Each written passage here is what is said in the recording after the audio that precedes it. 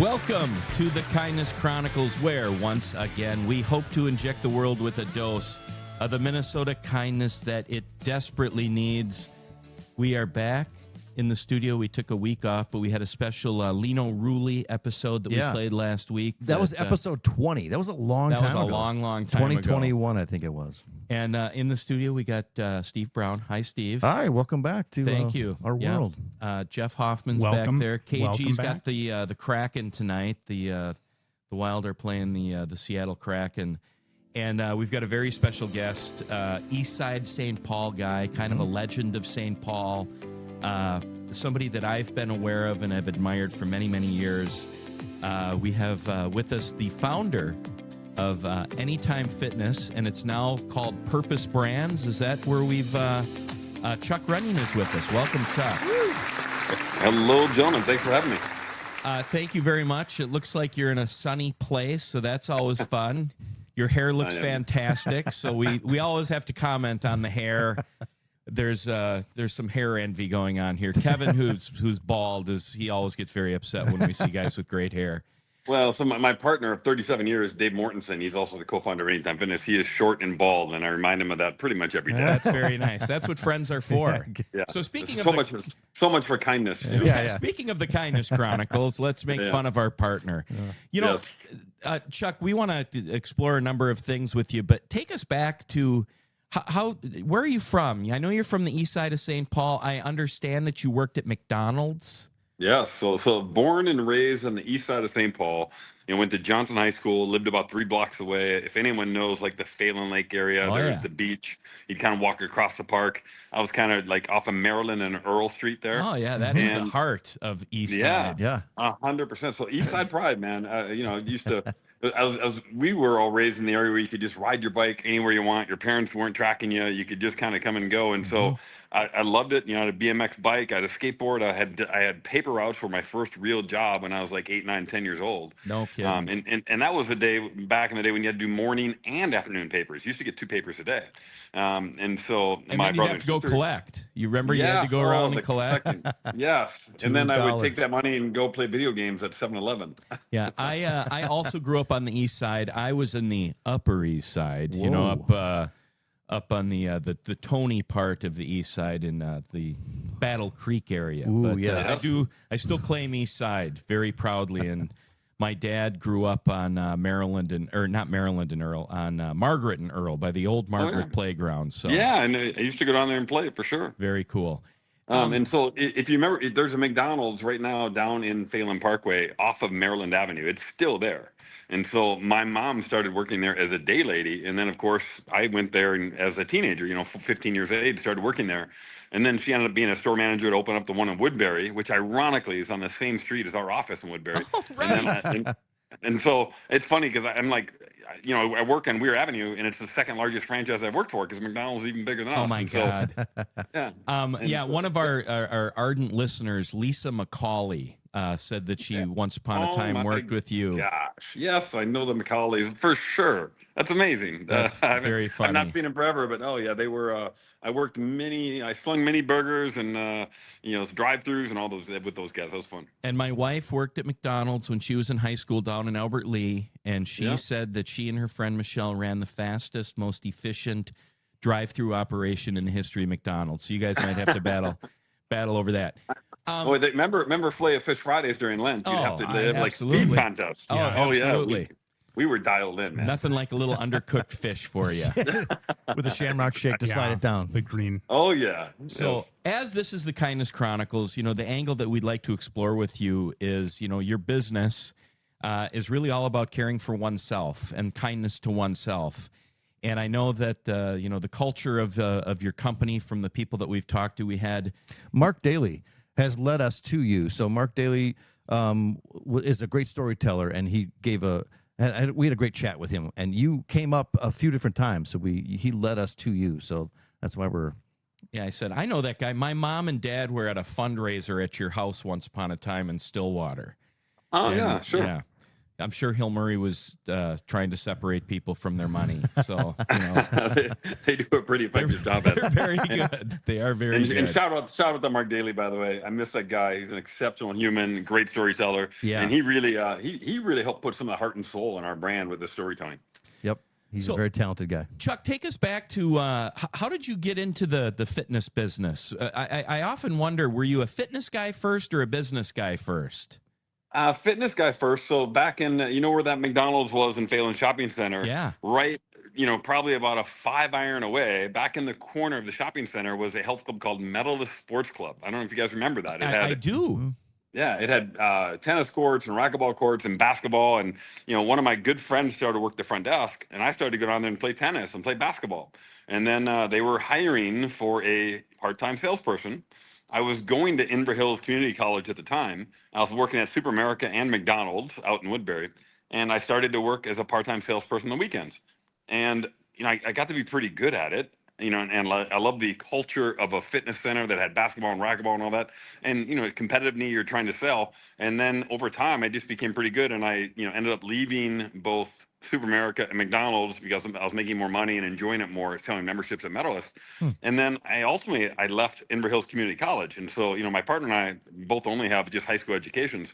But we got really good at doing like membership blitzes. We do like promotions and we could sell memberships. And so we turned that into a company called Health and Fitness Group that traveled the US, Canada, and Australia. And we did big membership promotions for clubs. And so we did that from 1990 to 2005 for 15 years. It's kind of our bread and butter. And we'd have teams doing it. And it may sound like a very odd job, but the average club owner, maybe it's a doctor, or maybe they know a lot about free weights or racquetball, but they just lack the sales marketing savvy. So we did that over a period of time for 15 years. And out of doing that, we built up our marketing muscle, our sales muscle, our operational muscle. And that's really for the genesis where Anytime Fitness started in 2002. So it sounds like you might be described as a hustler. I mean, you hustle. It sounds like, the fact that you had a paper route, you worked at McDonald's, Super America. And that you're an East Side guy. You are like, there should be statues of you, Chuck, somewhere. Dave and I are not that talented, but we're really gritty and we're super competitive and we're willing to put in the work. And, I think a lot of people our age back then had paper routes and worked at McDonald's or worked at Dairy Queen, or just that was what we did when you grew up. It was, we played sports, but we still had jobs. And things have changed now because, like my kids, the sports are so encompassing. It's really hard to hold the job at the same time. But our generation, it was very, very normal. How many children do you have? I have 4 kids, 2 boys, 2 girls, 27, 25, 22, 19. Oh my! They're all doing exceptionally well. 2 are in college, 2 are out of college. They're athletic, they're kind, they're good kids. They're thriving in life. So yeah, I mentioned before we got on this call that my son Jack is I wouldn't call him a friend, but is aware of your son Connick, and said the guy does Ironmans, and so he's a chip off the old block. It sounds like. Oh, he is outrunning his genetics. He's doing way better than I was. Chuck, oh, sorry, I didn't mean to interrupt. I was thinking about John's questions. How was when you started out selling and helping those other franchises, was personal training a big thing, or was it just the memberships at that point? It was primarily just memberships. There were some clubs doing personal training. It's not nearly as big as it is today. But yeah, over the course of the 90s, the 15 years we were doing it, personal training became more and more popular. But it definitely wasn't as popular as it is today. So we were primarily focused on the membership drive. So where was your first? You have franchises, as I understand it. Yes. And did you start here in Minnesota? We did. Our very first one was opened by a gentleman named Eric Keller. He lives in Woodbury. He is franchisee number 1. He opened up the store in Cambridge, Minnesota. By the way, that club is still open today, 24 years later. Wow. Now it's moved locations, but yeah, Little Cambridge. And then our second was Janelle Abernathy. She worked for us. She opened up in Duluth. And our third was Tim Anderson down in Albert Lee. And the reason I bring that up is all 3 of those markets still have Anytime Fitnesses in it. Tim Anderson, franchisee number 3, is still the franchisee today. Janelle and Eric grew their platform to 5 clubs each. They ended up selling them. Janelle's off on an island somewhere, and Eric now works in our international division, helping grow people around the world. So it's really cool. Those first 3 franchisees. Amazing. So I'd read somewhere that when you merged with Orange Theory. We did. About a year and a half ago, we did a merger with Orange Theory. I mean, they are the largest boutique hit studio, high intensity interval training, and they have about 1,700 locations around the world. And it really was to combine both our growth synergies and our cost synergies to create, more capabilities on behalf of our franchise owners. And that was the creation of Purpose Brands. That is the parent company that has Anytime Fitness, Orange Theory. We also have the Bar Method, Waxing the City, Basecamp Fitness, and Stronger You Nutrition. So we get, we have people on from time to time, and I'm always enamored with the idea of coming up with these brand names. And Self-Esteem Brands, I think, was before it became Purpose Brands. Yep. And Purpose Brands, when I, see videos of you and your partner, clearly when that name, when you landed on that name, you had to have been high-fiving each other, because it really does... It in a single word describes kind of what the whole point of your existence is professionally. So Yes. Who came up with the name? Is that a controversy, or who's taking credit for it? Well, I said, first of all, I think it's worth telling that in 2002, when we started Anytime Fitness, Dave and I were really just fitness guys, like trying to figure this out, right? We didn't know much about franchising. And over the next 8 years, we're developing what I'd call capabilities and competencies to now leverage with other franchise brands. So as we started to look to acquire more brands, we created Self-Esteem Brands. And the goal was, everything we do, right, raises people's self-esteem, helps them feel more confident, helps them be healthier, helps them achieve generational wealth with franchising. So Self-Esteem Brands was our parent company, and then we had brands underneath that. And then when the Orange Theory merger came along, we knew we had to change our parent company name. And I mean, I hate to take credit for it, but it was, I had the idea of Purpose Brands, but initially our lawyers would not allow it because there were some, other marks out there that had Purpose Brands in the fitness space. But I argued with them saying, wait a second, we're in the franchise space. We're not in the fitness space. So make a long story short, we got it approved. And yeah, you're right. I think in one word, everything we do is purpose driven. And so we love the name, and it's the parent company, and will be for quite some time. Tell us about the COVID era. I always was concerned about fitness centers.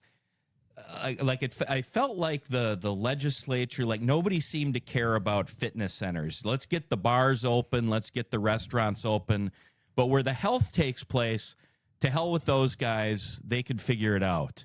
You can go outside and run around. Is that an accurate depiction of how that era was?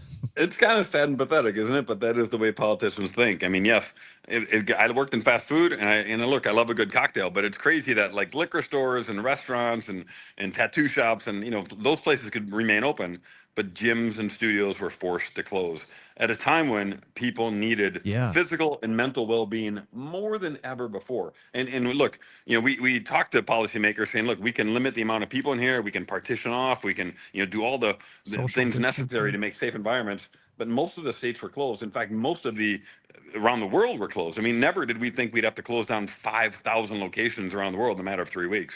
And so, our, number one is worry about our members. How do we support them at home? Number two, worry about our franchise owners. How do we help them navigate with their landlords and their lease and their debt?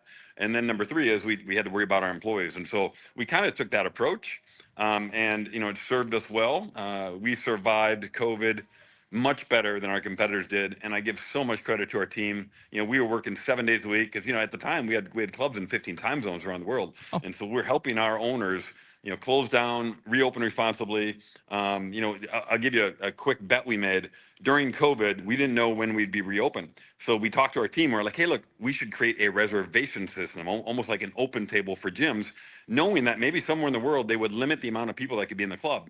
So we created that during COVID, and lo and behold, there were a few countries and a handful of states that said, all right, you can reopen, but you can only have say 6 people per, 4,000 square feet, for example. And so people could go online and book their hour, book their half hour, book their slot. And we made a bet. So we did things like that really helped our franchise owners navigate COVID as best they could. And so you mentioned 15 time zones. When did this go international? In 2008, we sold our first international deal in Australia. And in franchising, we use something called a master franchise strategy. So if you're from Australia, you buy the rights to sell and support your own franchisees. And so we support the master franchisee. They sell and support their own franchisees in each region. And we're doing that now around the world. And so 2008, we started in Australia. Today, with nearly 6,000 locations around the world, 3,500 are located outside the U.S., 2,500 are located inside the U.S. And for example, no one knows this, but we're the largest fitness brand in Japan with nearly 1,500 Anytime Fitness is open. No We're the way. largest. We're the largest fitness brand in Australia with nearly 700 open, and we're the largest fitness brand in New Zealand and Southeast Asia. And so, and by the way, we will open over 400 locations this year, so over one a day, and 300 of those or more will be located outside the U.S. And so, Wow. franchising and wellness and all those wonderful opportunities are alive and well outside the United States. Are you the largest fitness operation in the world? I mean, I can't. What would be In terms bigger? of number of units, yeah. I mean, if you look at membership, Planet Fitness has maybe more members, but in terms of units, Anytime Fitness is the largest. In terms of system-wide sales, Purpose Brands is arguably the largest, global wellness platform out there. So, yeah. Well, I have a question. So when I heard about this idea that you could have a gym open anytime you want, I thought that was a brilliant idea to begin with. But do you think that is the kind of the key, the linchpin as to why you guys are so? What is that? What sets you guys apart? Well, so if you go back to 2002, right, completely different time when it comes to technology. There were no smartphone, no social media. Yeah. I mean, we're just really in the early ages of connectivity and technology ubiquity, right? And so we came up with an access system that with like a prox card key that gave members 24/7 access 365, but you can go in anytime you want. But our owners did not always staff the club. Now, so we were really the first technology-enabled fitness brand out there, much like an Uber Fitness, using technology to give our members a better experience and provide lower operational expenses for owners. And so today, it makes complete sense. Like, hey, I know I'm joining a non-staff club. But back in 2002, there were numerous states that had ambiguous laws that prevented our business model. And so I found myself going to California, Illinois, and Pennsylvania, lobbying with lawmakers on the consumer need for this, the operational need for this, and the safety. And ironically, the biggest battle we had was in downtown St. Paul, like our own hometown. St. Paul was not allowing us to do this, and so I'm meeting with people in the Capitol, and I'm asking them, look out the window, you can see the St. Paul Hotel. On the top floor, there's a fitness center. Do they have it? Is it staffed? No. Is it under? Do they have cameras? No. Do they have personal surveillance devices? Do they have AEDs, automatic defibrillators? No. And so I'm like, here's people working out down there. And the irony is more people die of shoveling snow in Minnesota than they do in healthcare. Yeah. And so it's just ignorance. And so we had to get through that. And now, of course, if you buy a membership to say in Woodbury, Minnesota, you get access to every club in the world. It's global reciprocity. And, we have 1 million visits a year. We have 50 million visits of people using different clubs throughout the year. So it's really become an incredible proposition for members, but also a great way to minimize employee headaches and payroll for owners. So tell us about the role that Anytime Fitness plays in the nutrition space and the mental health space. Because, when you look at the holistic approach to kindness to oneself, it's not just what lifestyle. you do with your body, it's what you put into your body. And it's more than just the physical health, but the mental health. And I know that you guys have definitely gotten into that arena. Yeah, I tell you what I love about the conversations going on in personal wellness today, it's all about longevity, quality of life. And, it's not just about having 6-pack abs, right? And it's about mental health. And so Anytime Fitness, we've kind of changed our value prop to include training, nutrition, and recovery. So, through both local services in your local club, as well as through digital services like through your mobile app and others, we provide nutrition coaching, we provide recovery services, we provide training, we can do virtual coaching as well as in-club coaching. We can take your biometrics and we can, deeply personalize a program for you based on your protein intake, your carb intake, whether you want to gain weight, lose weight. So we can get hyper personal in our coaching, both virtually and inside the club. And so I love where our brand is going in training, nutrition, recovery. And I love just, where the conversations are going for people to achieve better mental and physical well-being. One of the areas that my organization is very interested in is healthy aging. We recently made a substantial gift to the University of Minnesota to create what's called the Masonic Institute for the Biology of Aging and Metabolism. And we operate a 214 bed nursing home in southwest Bloomington, and one of my goals is to have that place be a place where people aren't just active physically but active mentally. Do you do any work specifically for the senior population? Yeah, we have plenty of programs like Silver Sneakers and Paper Visit through health insurance programs, and we invite seniors in, and so a lot of those programs are targeted at seniors. And we create an environment where they're comfortable to come in. We provide coaching. We're always there to kind of help. And so, yes, we get a lot of seniors, obviously during the day parts. And we love those programs. We embrace them. And again, it's becoming more and more important now for people to continue strength training in their 60s, 70s, and 80s and balance. And so I think more and more of that demographic now is coming into fitness centers, understanding the need for it to have that health span instead of lifespan, right? How can they live the healthiest years of their life? And like you said, mental health is so important. And by the way, it's another kind of dose of sad irony. Both of my parents have passed away in the last 5 years, both of them due to preventable lifestyle issues. So the irony is, I know how hard it is to talk to loved ones to help them be healthier. I couldn't even get my parents to step inside the club. I couldn't really get my parents to change their behaviors. And they grew up at a time when health wasn't that important. And so yes, I've got a lot of purpose to help people of every age, of every demographic, like achieve the best version of themselves and be mentally and physically healthy. I loved some of the member stories that I saw on your YouTube channel, and just kind of catching up with some of Mark Daly's old stories. Is that, with thousands of locations, how do you scale kindness? What systems and values do you use to ensure consistency across the communities? Is it that storytelling, or are there other means? That is a great question. He's so good at these questions. Way to go, you show off. Well, that's what I love about Mark's stories. So we did those member success stories. And by the way, yes, if we did 4 at an annual conference, there might be one about weight loss, but one was about someone overcoming like a depression, or someone overcoming like a physical disability. And so we tried to teach our owners that we would embrace meet people where they're at. And empathy is what unlocks, and listening to listening and empathy is way more important than a treadmill.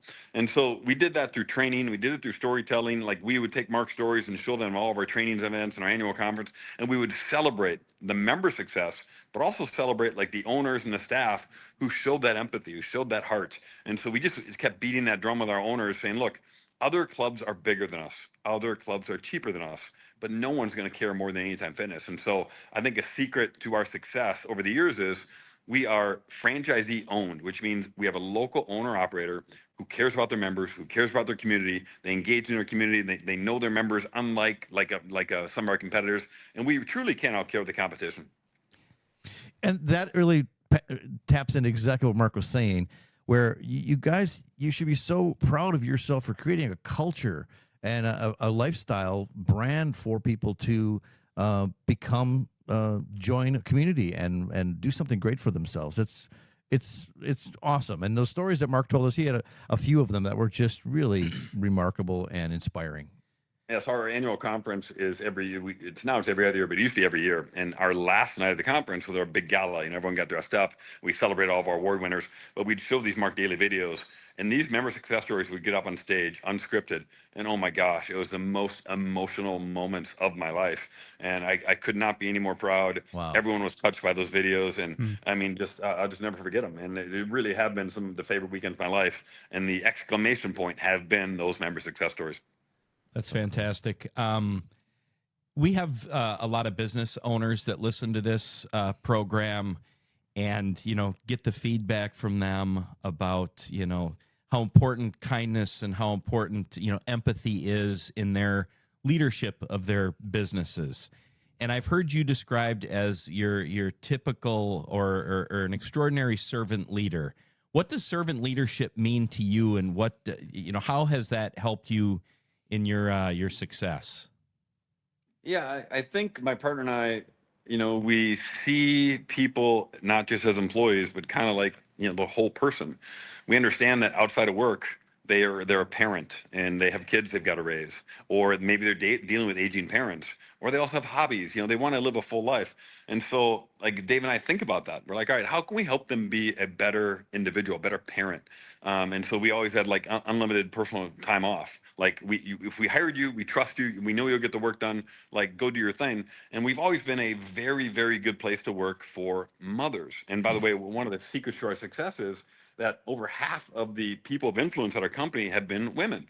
And look, most of our consumers are women. And so at the end of the day, I think, they have wonderful empathy and great communication skills. But the reason we do that is because Dave and I, as parents ourselves, understand the flexibility needed to do that. And so we grant a ton of autonomy, a ton of flexibility.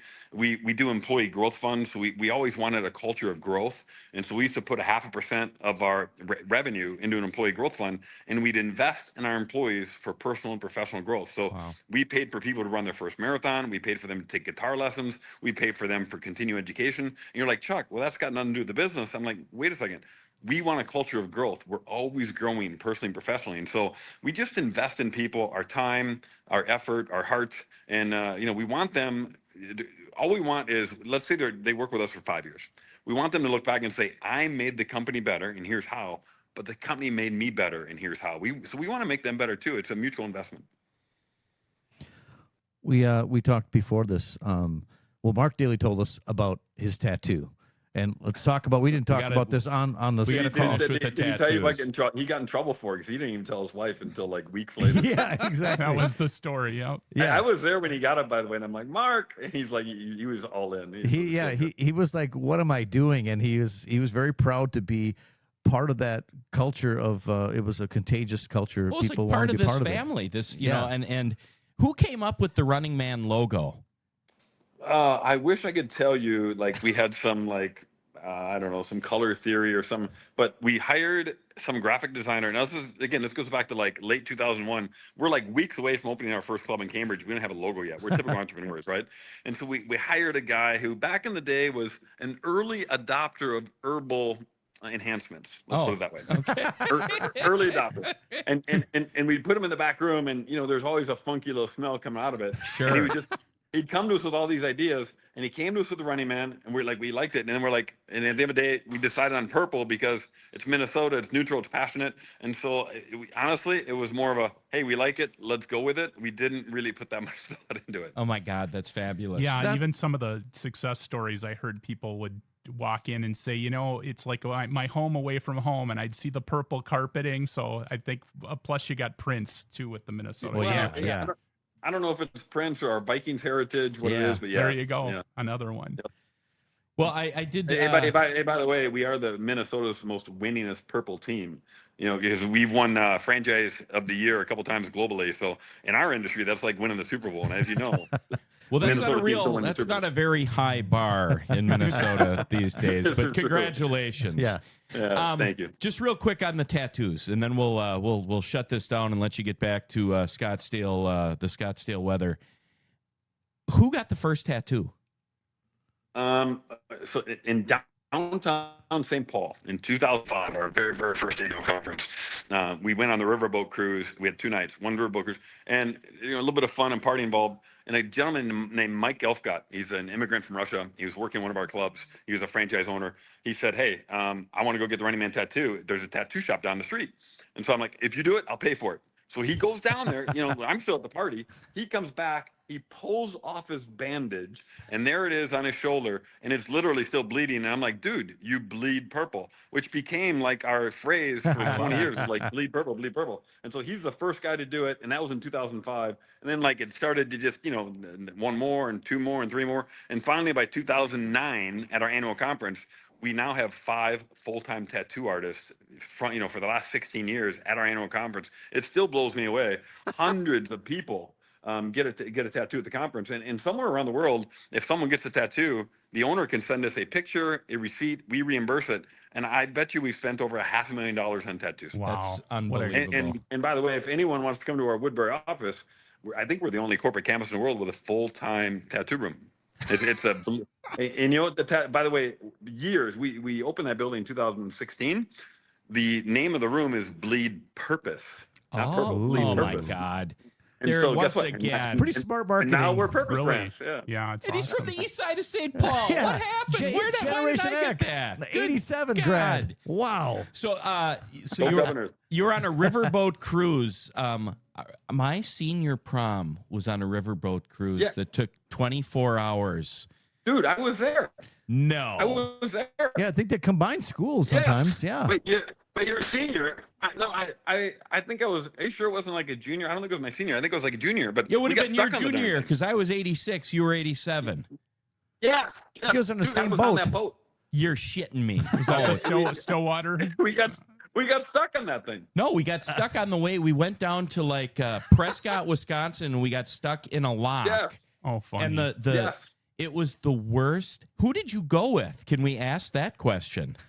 Oh gosh, I don't know. So, okay. Stag. Okay. Well, on that note, Chuck, it has been an absolute pleasure having you on. Will you be back at Hill Murray for their big event on April 26th? Normally I do make it. I'm gonna be out of town. I'm not make it this year. But by the way, it's an incredible event. That's a great job. I'll make it there. And yeah, Hilmer's great. Well, again, we appreciate your time and Great to meet you, Chuck. Thank you for hanging with us. Have a Thanks great for joining. all right. Great meeting Keep you, Chuck. bleeding purple. Thank you.